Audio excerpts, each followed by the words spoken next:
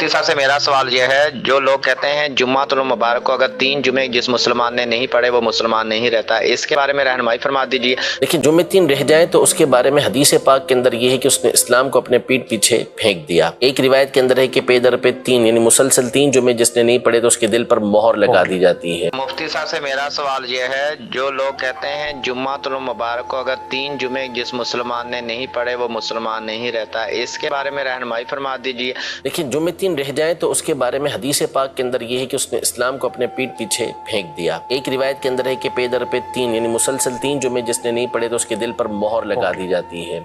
مختلف وعیدیں ایسے افراد کے اوپر آئی ہیں،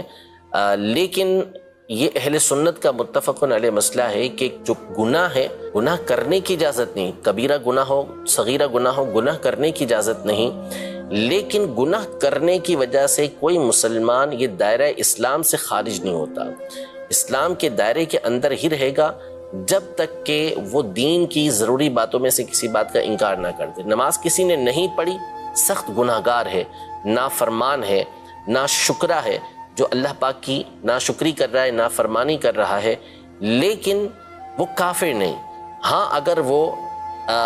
نماز کی فرضیت کا انکار کر دیتا ہے کہ نماز کو فرض ہی نہیں مانتا، تو پھر اس صورت میں وہ کافر ہو جائے گا کہ اب وہ دین کی ضروری بات کا انکار کرنے والا ہو جائے گا۔ تو اگر کوئی 3 جمعے کو حقیر سمجھتے ہوئے کہ جمعے کی نعوذ باللہ کوئی حیثیت ہی نہیں ہے، یا جمعے کو فرض نہ سمجھے حالانکہ اس پر فرض ہو،